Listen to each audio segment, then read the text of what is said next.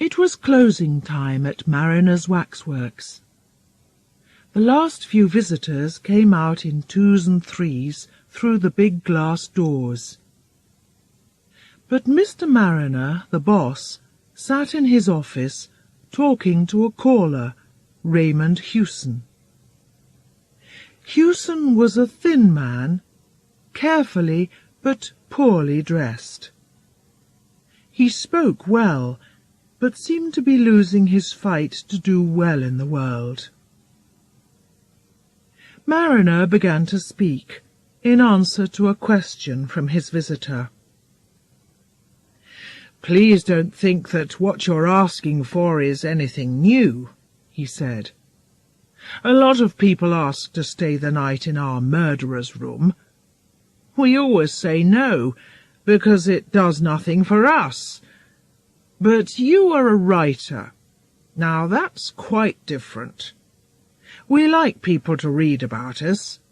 It helps to bring in more visitors. And more money." "That's just what I thought," said Hewson. "I knew that you wanted my help." Mariner laughed. "Oh, I know what you're going to say next. Somebody told me that Madame Tussauds gives people £100 to stay the night in their murderer's room. But you mustn't think that we're as rich as they are. Tell me, what newspaper do you work for, Mr. Hewson?" "Oh, I work for any newspaper that takes what I write," said Hewson carefully. "I know that I can easily sell this story. The Morning Times takes anything to do with murderers. Just think, a night with Mariner's murderers. Every newspaper is going to want that." Mariner thought for a minute. "Very well, Mr. Hewson, let's say this. If your story comes out in the Morning Times, there's £5 waiting for you here the next day. But please understand, it's not easy, what you want to do. I know all about our waxworks, you see. I walk past them hundreds of times every day. But spend a night down there with all those figures? No, thank you." "Why not?" asked Hewson. "It's difficult to say. I don't like the idea, that's all. You're not going to have an easy night, you know." Hewson knew that only too well, but he smiled, not wanting to show his feelings. He remembered his wife and family. He must work hard because of them. They had not got much money left this month.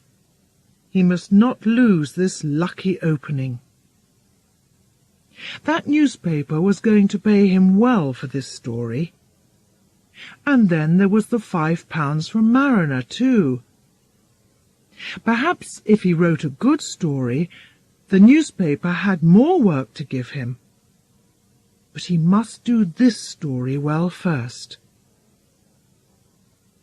"Murderers often have a hard time, but we writers have our difficulties too," he said, laughing. "Your murderer's room is no hotel bedroom, but I don't think your waxworks are going to make me too unhappy." "You don't feel afraid, then?" "Oh, no," laughed Hewson. Mr. Mariner smiled and stood up. "Right," he said. "The last people are all out now. Wait a minute. I want to tell the man down there not to put the covers on the waxworks, and to tell our night people that you're going to be down below. Then I can show you round." He picked up a telephone and spoke into it. Then he said, "There's just one thing I must ask. There was some talk of a fire down in the murderer's room earlier this evening. I don't know who said there was a fire, but it seems it was a mistake. So please don't smoke." Now, if you're ready, let's make a move. Hewson followed Mariner through 5 or 6 rooms, where his men were at work covering up the kings of England and other famous people. Mariner spoke to one of the men, asking him to bring an armchair to the murderer's room. "I'm sorry, but that's the best we can do," he said. "Perhaps if you sit in the chair, you can get some sleep."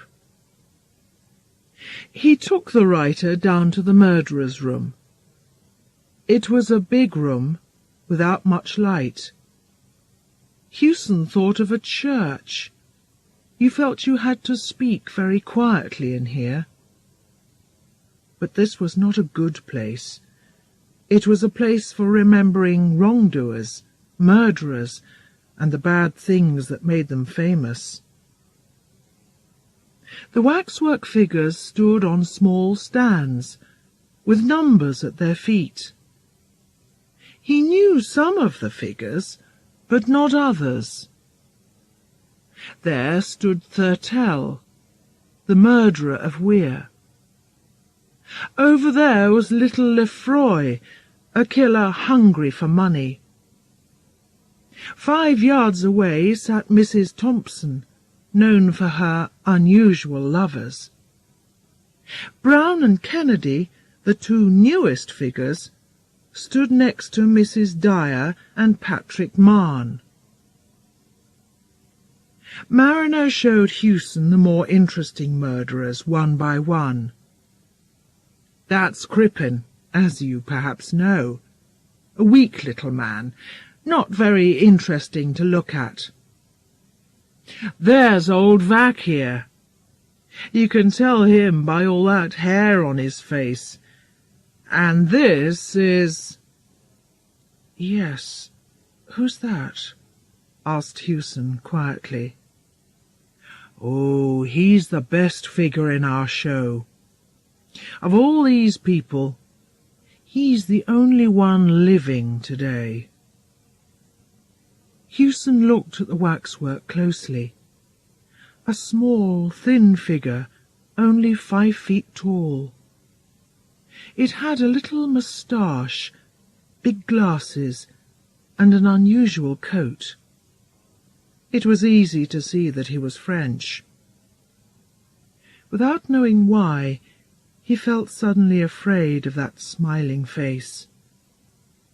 He moved back from the figure, finding it difficult to look at it again. "But who is he?" he asked. "That," said Mariner, "is Dr. Baudet." Hewson didn't know the name. Mariner smiled. "If you're French, you remember it well," he said.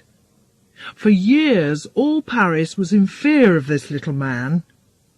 He worked as a doctor by day, but at night he cut people's throats. He killed just because he liked killing, and always in the same way. After his last murder, the police found some important letters. They know all about him now, and if only they can catch him... But our friend here is too clever for them. He knew the police were after him. They soon lost him. They're looking for him now all over Europe. They think he's dead, but they can't find the body. Last year there were 1 or 2 more murders, but the police believe that another person is now doing the killing in his place. It's interesting how every well-known murderer has his followers, isn't it?" Hewson felt fear run through his body. "I don't like him much," he said. "Just look at those eyes." "You find that his eyes eat into you. That's how he did it, you know. He could send people to sleep just with his eyes. In these killings, the murdered person never seemed to fight back. He's too small to kill anybody if they're not sleeping." "I thought I saw him move just now," said Hewson, trying not to show his fear. Mariner smiled. "You're going to think that you see many things before the night is over. We're not going to shut you in down here. When you feel it's time to stop, come up again. There are watchmen in the building, so don't be afraid if you hear them moving about. I'm sorry that I can't give you any more light. We like to have the room dark, you understand. Now come back to my office and have a strong drink before starting the night's work." The night watchman brought the armchair for Hewson. He tried to make him laugh. "Where do I put it, sir?" he asked. "Just here. Then you can talk to Dr. Crippen when you get tired of doing nothing. Or there's old Mrs. Dyer over there making eyes at you. She usually likes to have a man to talk to. Just tell me where, sir." Hewson smiled. The man's words made him feel happier. Tonight's work didn't seem quite so difficult. "I can choose a place for it, thank you," he said. "Well, good night, sir. I'm on the floor above if you want me. Don't let any of these figures come up behind you and put their cold hands round your throat. And look out for that old Mrs. Dyer. I think she finds you interesting." Hewson laughed and said good night to the man. After some thought, he put the armchair with its back to Dr. Baudette. He couldn't say why, but Baudette was much worse to look at than the other figures. He felt quite happy as he put the chair in its place. But as the watchman's feet died away, he thought of the long night in front of him. Weak light lit the lines of figures. They seemed near to being living people. The big dark room was very quiet. Hewson wanted to hear the usual sounds of people talking and moving about, but there was nothing, not a movement, not a sound. "I feel I'm on the floor of the sea," he thought. "I must remember to put that into my story." He looked without much interest at the unmoving figures all round him. But before long he felt those eyes again, the hard eyes of Baudette, looking at him from behind. He wanted more and more to turn round and look at the figure. "This is all wrong," he thought. "If I turn round now, it only shows that I'm afraid." And then he heard another person speaking inside his head. "It's just because you are afraid that you can't turn round and look." These different thoughts seemed to be fighting inside him. Finally, Hewson turned his chair a little and looked behind him. Of the many figures standing there, the figure of the little doctor seemed the most important. Perhaps this was because a stronger light came down on the place where he stood. Hewson looked at the face so cleverly made in wax. His eyes met the figure's eyes. He quickly turned away. "He's only a waxwork, the same as the others," Hewson said quietly. They were only waxworks, yes, but waxworks do not move. He didn't see any of them moving, but he did think that now the figures in front of him seemed to be standing a little differently. Crippen was one. Was his body turned a little more to the left? Or, he thought, perhaps my chair isn't quite in the same place after turning round. Hewson stopped looking. He took out a little book and wrote a line or two. Everything quiet. Feel I'm on the floor of the sea.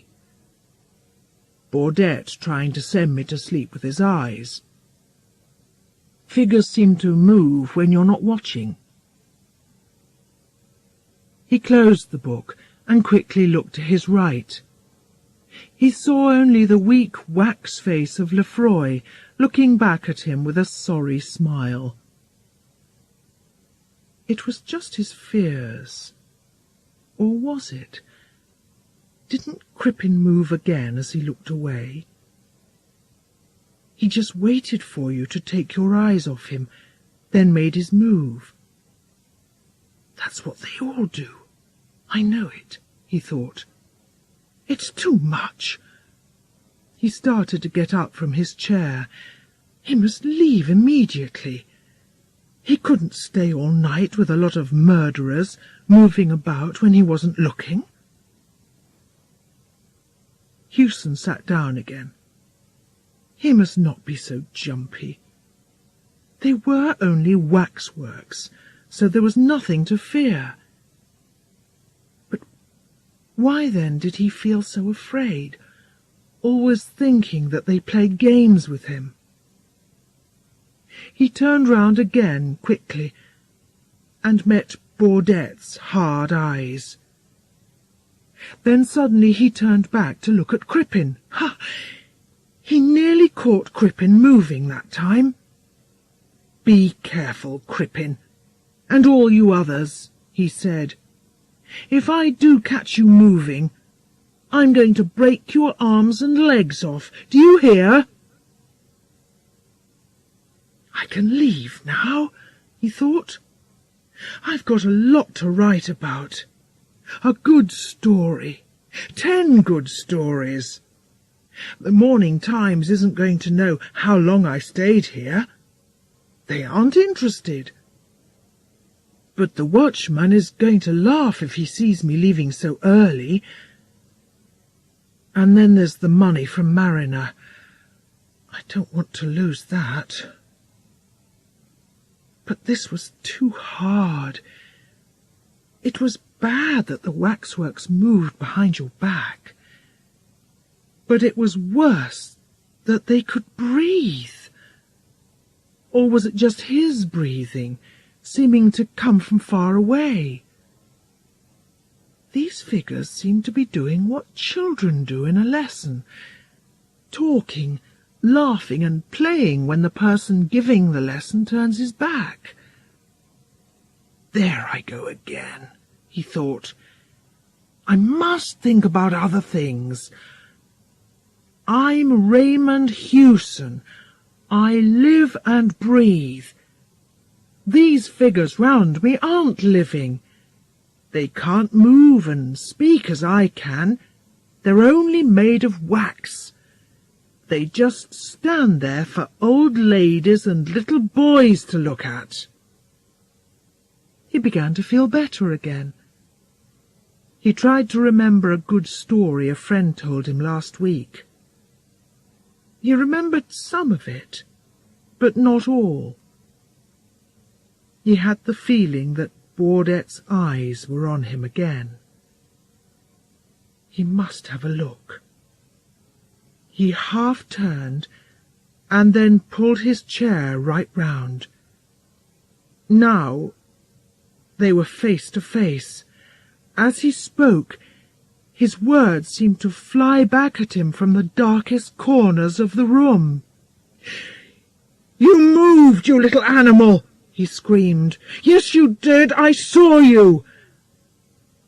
Then he sat, looking in front of him, not moving, cold with fear.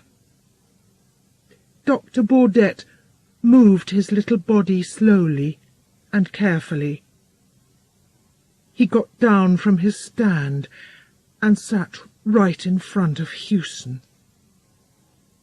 Then he smiled and said in good English, "Good evening. I did not know that I was going to have a friend here tonight. Then I heard you and Mariner talking. You cannot move or speak now until I tell you. But you can hear me quite easily, I know. Something tells me that you are, let's say, a little afraid of me. Make no mistake, sir. I am not one of these poor dead figures suddenly turned into a living thing. Oh, no. I am Dr. Baudet in person." He stopped and moved his legs. "I am sorry, but my arms and legs are quite tired. I don't want to take up your time with my uninteresting story. I can just say that some unusual happenings brought me to England. I was near this building this evening when I saw a policeman looking at me too closely. I thought perhaps he wanted to ask me some difficult questions, so I quickly came in here with all the other visitors. Then I had a very good idea. I told somebody that I saw smoke. Everybody ran out into the street, thinking there was a fire. I stayed here. I undressed that figure of me, put on its coat, and quickly put the figure at the back of the room, where nobody could see it. Then I took its place here on the stand. I must say that I had a very tiring evening. But luckily the people didn't watch me all the time. I could breathe sometimes and move my arms and legs a little. What Mariner said about me was not very nice, you know. But he was right about one thing. I am not dead. It's important that the world thinks I am. What he said about my doings is mostly right, too. Most people, you know, collect something or other. Some collect books, some collect money, others collect pictures or train tickets, and me, I collect throats. He stopped talking for a minute and looked at Hewson's throat carefully. He did not seem to think it was a very good one. "I'm happy you came tonight," he went on. "You mustn't think that I don't want you here. It was difficult for me to do any interesting collecting over the last few months, so now I'm happy to go back to my usual work. I'm sorry to see that your throat is a little thin, sir. Perhaps that is not a nice thing to say, but I like men with big throats best. Big, thick, red throats." He took something from his coat, looked at it closely, and ran it across his wet finger. Then he moved it slowly up and down over his open hand. "This is a little French razor," he said quietly. "Perhaps you know them. They do not cut very far into the throat, but they cut very cleanly, I find. In just a minute I am going to show you how well they cut. But first I must ask the question that I always ask. Is the razor to your liking, sir?" He stood up small and very dangerous. He walked over to Hewson as slowly and quietly as a cat going after a bird. "Please be so good as to put your head back a little. Thank you. And now a little more. Just a little more. Ah, thank you. That's right, monsieur. Thank you. Thank you." At one end of the room is a small window. In the daytime it gives a weak light. After the sun comes up, this new light makes the room seem sadder and dirtier than before. The waxwork figures stand in their places with unseeing eyes. Soon the visitors are going to arrive. They are going to walk round, looking at this figure or that. But today, in the centre of the room, Hewson sits with his head far back in his armchair. His face is up, ready for the razor. There is no cut on his throat or anywhere on his body, but he is cold, dead. And Dr. Baudette watches the dead man from his stand without any show of feeling. He does not move. He cannot move. But then he is only a waxwork.